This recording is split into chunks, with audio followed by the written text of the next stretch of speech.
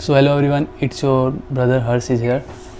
जैसा कि आज बात करने वाला हूँ मैं क्लैट एग्जामिनेशन के बारे में। यार रिसेंटली में क्या हुआ कि मैं अपने भाई के लिए उसको सजेस्ट कर रहा था कि तुम क्लैट का प्रिपरेशन कर लो। तो उसने पूछा भैया मैं क्लैट का प्रिपरेशन कर लूँगा, लॉ का मुझे इंटरेस्ट है, बट मैं प्रिपेयर कैसे हूँ क्योंकि 2020 में जो हमारा पेपर है वो बिल्कुल चेंज हो चुका है। तो मैं यूट्यूब पे सर्च करने लग गया कि भाई how to prepare for CLAT, but मेरे को बहुत सारी वीडियोज़ मिली। बट जो मैं खोज रहा था स्टार्टिंग कि बच्चा स्टार्ट कैसे करे, समझ रहे हो? स्टार्ट मतलब कि अगर तुम कोई चीज़ का प्रिपरेशन करने जा रहे हो तो तुम स्टार्ट क्या करोगे, कैसे स्टार्ट करोगे, वही चीज़ समझ नहीं आ रहा था। तो मैं बहुत अपने फ्रेंड से पूछा जिसने क्लैट निकाला है, जिसने अलर्ट दिया कि 2020 में। एक मेरा फ्रेंड है रवि, उसने क्लैट फोड़ा है।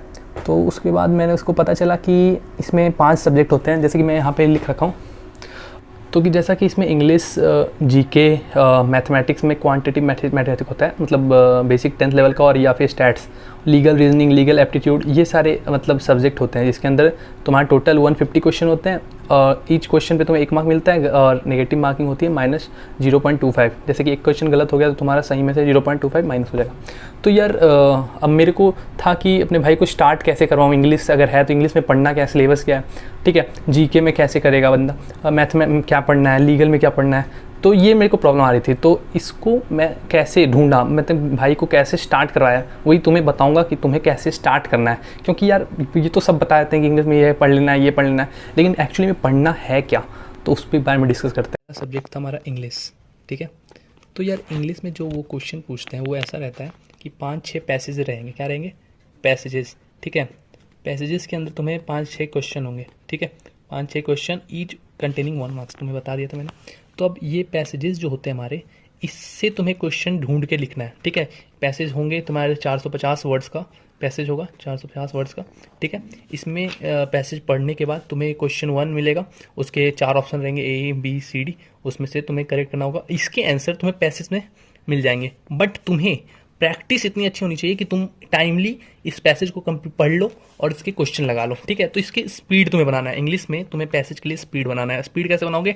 तुम्हें डेली डेली डेली 7 से 8 पैसेज के प्रैक्टिस करने हैं। और कहाँ से करोगे ये प्रैक्टिस? तो यार तुम सिंपल कैट का एक बुक आता है, ठीक है, मैं लिंक में डाल दूंगा, ठीक है। उसका इंग्लिश का जो सब्जेक्ट होता है ना, उसमें उसका मैं बुक डाल दूंगा, जिसमें से तुमको डेली 7 से 8 पैसेज प्रैक्टिस करने हैं। उसमें पैसेज पढ़ना है, स्पीड बनानी है कि तुम पैसेज पढ़ रहे हो, ठीक है।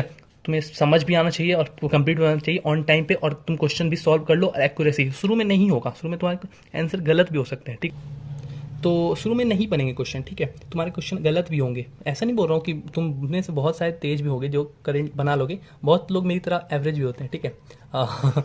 ठीक है, तो तुमसे क्वेश्चन नहीं भी बनेंगे, लेकिन उसमें तुम्हें डिमोटिवेट नहीं होना है। तुम्हें देखना है कि तुमने आंसर जो दिया था वो किस बेसिस से दिया था। और आंसर ए, मान लो तुमने सी आंसर दे दिया, बट एक्चुअल आंसर ए है, तो तुम्हें देखना है कि ए क्यों सही है और तुमने सी क्यों सोचा था, क्या मिस्टेक हुई थी जिसके कारण तुमने सी दे दिया था। हाँ, तो वही सब एक्यूरेट करना है तुम्हें, और फिर प्रैक्टिस करनी है बहुत सारे पैसेज की। तुम या डेली 7 से 8 पैसेज प्रैक्टिस करोगे, कितना टाइम लगेगा तुम ही बताओ।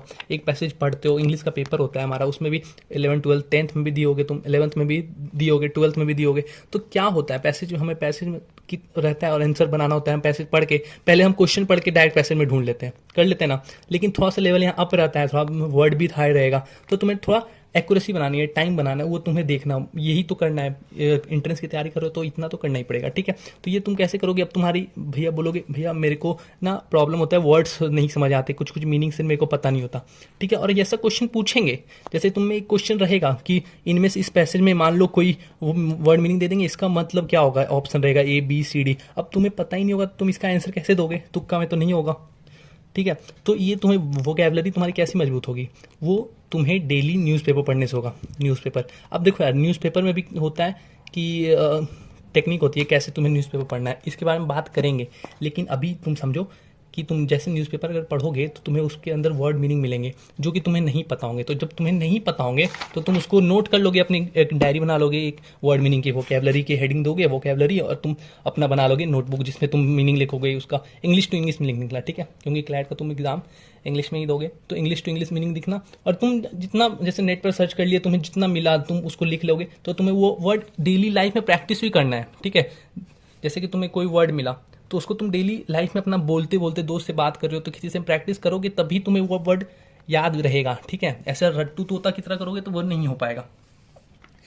तो हाँ, और फिर थर्ड ऐसा क्वेश्चन हो सकता है कि इस पैसेज से हमें क्या मतलब पता चला, कहना क्या चाह रहे हैं ऑथर, ऑथर क्या कहना चाह रहे हैं वो, ये सब क्वेश्चन तुम प्रैक्टिस करोगे तब तुम्हारा होगा। तो इंग्लिश का तुम ऐसे पोर्शन कंप्लीट कर लोगे, ठीक है। सेकेंड जो हमारा चैप्टर, यार देखो जीके और करंट अफेयर्स को कैसे करना है। तो यार देखो क्या होता है ना, क्लैट में तुमसे इसमें कैसे क्वेश्चन पूछेंगे, ऐसा नहीं रहेगा कि बताओ बाबर का नाम क्या था, उस बाबर के पिताजी का नाम क्या था, ऐसा नाम था। स्टैटिक जीके के क्वेश्चन अब कम हो गए, ठीक है। कम हो गया इन द सेंस कि तुम प्रिपरेशन कर रहे हो लॉ के, तो एलेट का एग्ज़ाम भी दोगे, ठीक है, एलसेट का भी एग्ज़ाम दोगे, ये सब दोगे, तो तुम इसमें पूछेंगे वैसा, ठीक है। लेकिन जो क्लैट का पेपर हो गया वो ऐसा नहीं रहा। क्लैट का पेपर जो हो गया कि उसमें इसमें भी तुम्हें पैसेज पूछेंगे, 450 वर्ड्स का पैसेज रहेगा, 450 वर्ड्स का, और इसमें जो क्वेश्चन होंगे इसका आंसर तुम्हें यहाँ पे नहीं मिलेगा, पैसेज के अंदर नहीं मिलेगा इसका क्वेश्चन।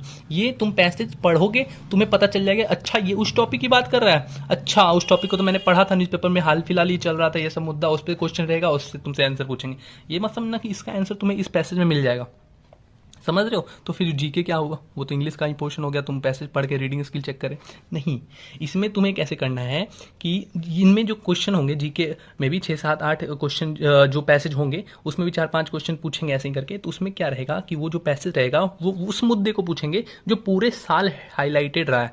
जैसे कि फॉर एग्जाम्पल कि जैसे कोरोना के कारण हमारे कोरोना महामारी आई, तो उसके रिलेटेड यहाँ पे तुम कोरोना से रिलेटेड सब कुछ तैयार कर रखे होगे, तुम समझ रहे हो। मैं बस अभी बता रहा हूँ कि क्वेश्चन कैसा आएगा, उसके बाद बताऊँ प्रिपरेशन कैसे करना है। तो जैसे कोरोना पैंडेमिक आया, ऐसे हुआ, इतने लोग मरे, ऐसे ऐसा क्वेश्चन था, ठीक है। अब ये पूछे कंट्री ऑफ ओरिजिन कहाँ था, कहाँ से कोरोना आया, ये सब नहीं लिखा होगा पैसेज में, लेकिन यहाँ क्वेश्चन में पूछ सकता है, ठीक है। कितने लोग का डेथ हुआ ये पूछ सकता है, ठीक है। सबसे ज़्यादा कहाँ कोरोना से अफेक्ट हुए थे लोग, वो पूछ सकता है, बट इसमें नहीं लिखा होगा। इसमें पैसिव बैम लिखा होगा कोरोना ये कारण से फैला था, ऐसे लोग फैले थे, ठीक है। मैं सपोज कर रहा हूँ। अब इसका प्रिपरेशन तुम कैसे करोगे इसका प्रिपरेशन, तो बहुत सिंपल है, ठीक है। इसमें भी तुम्हें न्यूज़पेपर का हेल्प लेना पड़ेगा, न्यूज़पेपर। और न्यूज़पेपर में तुम द हिंदू और इंडियन एक्सप्रेस, यही दो न्यूज़पेपर के ऊपर डिपेंड रहना तुम क्लैट के प्रिपरेशन के लिए। मैं तो कहूँगा कि द हिंदू पे ही रहना, ठीक है। एक ही न्यूज़पेपर करना, दो करने की जरूरत भी नहीं है। तो जब तुम न्यूज़पेपर पढ़ोगे तुम्हें पता चलेगा कि मतलब सबसे पहले कि न्यूज़पेपर जो होता है हमारा, सबसे पहले जो आता है फर्स्ट पेज भी होता है हमारे हाईलाइटेड टॉपिक जो डे का है, ठीक है। सेकंड पेज में आ जाता है सिटी न्यूज़ होता है, फिर नॉर्थ ईस्ट न्यूज़ होता है, फिर एडिटोरियल्स होते हैं, फिर ओपिनियंस होते हैं, ठीक है। उसके बाद फिर स्पोर्ट्स न्यूज़ होते हैं। तो देखो कैसे तुम्हें कवर करना है कि एक ऐसा न्यूज़ होता है जैसे कि कोरोना का न्यूज़, जैसे कोरोना जब चल रहा था, जब आया था पूरे देश में, सब लोग परेशान थे, उस समय जो भी न्यूज़ जो भी आते होंगे पेपर में, न्यूज़पेपर, वो ये आते होंगे कोरोना से इतने लोग डेथ हुए, ये हुआ। तो तुम्हें ये हर दिन का वो नहीं, एक ही बार तुम कोरोना के बारे में सब कुछ अपने नोट्स बनाओगे, लिखोगे, हेडिंग दोगे कोरोना, ठीक है, वायरस के बारे में, कोरोना वायरस, कोविड-19 जो भी कोविड-19, ठीक है। इसके बारे में ये कंट्री ऑफ ओरिजिन कहाँ था, कैसे फैला, कि मतलब लोगों ने प्रिकॉशन कैसे लिया, फिर लॉकडाउन हो गया हमारे कंट्री में, फिर लॉकडाउन कितने दिन तक चला, फिर लॉकडाउन के बीच में हमारे साथ क्या क्या हुआ, समझ रहे हो ना। मतलब तुम्हारे नोट्स में ऐसे होना चाहिए कि कोविड-19 के एक भी चीज छूटा हुआ नहीं हो, ठीक है। तुमको सिर्फ एक वर्ड बोले और तुम उसके बाद सब कुछ बोल दो, ठीक है। तुम अपना नोट्स बनाओगे कैसे, न्यूज़पेपर से, आर्टिकल से, ब्लॉग से, यूट्यूब चैनल से। सोर्स तुम्हारा कुछ भी हो सकता है, सोर्स अनलिमिटेड है, बट तुम्हारे नोट्स कंप्लीट होने चाहिए, तुम खुद सेटिस्फाइड होने चाहिए कि हाँ अब इसके बारे में मुझे हर चीज़ पता चल चुका है। ये तुम्हारा 1 पेज 2 पेज जितना में तुम नोट्स बनाओगे ये तुम्हारा एक टॉपिक हो गया, ठीक है। अब फॉर एग्जाम्पल कि अगला न्यूज़ कुछ दिन बाद हेडलाइन में आ गया, जैसे कि सरकार ने फार्म बिल्स लाया, ठीक है, फार्म बिल लाया, तब तुम्हें फार्म बिल के बारे में A to Z चीज़ पता होनी चाहिए। कैसे पता चलेगा, वही न्यूज़पेपर से तुम आर्टिकल पढ़ोगे, फिर ब्लॉग्स पढ़ोगे, तुम नेट पे सर्च करोगे फार्म बिल के बारे में, A to Z farm bill ने सरकार ने क्या कि कौन से एक्ट लाए, कौन सा एक्ट पहले था, पहले कितना MSP मिलता था, मिनिमम सपोर्ट प्राइस किसान को, अब क्यों नहीं मिल रहा है इतना, अब क्या बदलाव आया है, किसान क्यों आंदोलन कर रहे हैं, सरकार से बात हुई, कितनी बार बात हुई, सरकार क्यों उनकी बात नहीं ले रही है, ठीक है। वो फिर क्या कहना चाह रहे, किसान प्रोटेस्ट कितना दिन चला, फिर ट्रैक्टर रैली कब हुआ, ट्रैक्टर रैली के दिन, मतलब सब कुछ समझ रहे हो ना मैं क्या कहना चाह रहा हूँ। तुम्हें फार्म बिल बोलते हुए इतना सारा पैसे लिख देंगे, लेकिन क्वेश्चन पूछेंगे वो जो जीके का ही, तो इससे रिलेटेड नहीं कि ये फार्म बिल, ट्रैक्टर रैली कब हुआ था, फार्म बिल के अंदर ये कब ये कौन सी चीज़ें सरकार ने लाई थी, ठीक है। तो ये सब तुम्हें एक फुल नोट्स बना लेना है, तुम्हें एक A to Z करके, तो समझ रहे हो। तो कम से कम 60 से 70 टॉपिक साल भर का तुम्हें बना के रखना है। जैसे तुम फॉर एग्जाम्पल 2021 में पेपर दोगे, ठीक है, तो 2020 जैन से लेके जब तुम्हारा पेपर होने वाला होगा मई जून में, जब भी, ठीक है, मई जून 2021 में, तब इतने बीच का जो तुम्हारा गैप है, इसके बीच में जो हाईलाइटेड टॉपिक है 60 से 70, जो पूरे साल तक मतलब हाईलाइटेड रहे, ठीक है, तो वो तुम्हें प्रिपेयर कर लेना है। उसका नोट तुम्हारा ऐसा पक्का नोट्स होना चाहिए कि तुम जिसको देख के एक भी चीज़ ना छूटे तुम्हारा। समझ रहे हो मैं क्या कहना चाह रहा हूँ? तो इससे तुम्हारा जीके भी कवर हो जाएगा। समझ रहे हो? और मैं बोल रहा था न्यूज़पेपर कैसे पढ़ना है, यहाँ पे मैंने बता दिया तुम्हें कैसे पढ़ना है। ऐसे तुम्हारा इंग्लिश भी कवर हो जाएगा, एडिटोरियल सब पढ़ोगे तो तुम्हारा इंग्लिश भी कवर हो जाएगा, वर्ड मीनिंग भी उससे तुम नोट करोगे, तुम वर्ड मीनिंग भी समझ में आएगा, पैसेज भी तुम यहाँ से बनाओगे तो इंग्लिश भी कवर हो जाएगा। और जीके को मैंने तुम्हें बता ही दिया ऐसे कवर करना है। अब बढ़ते हैं अगले टॉपिक की ओर।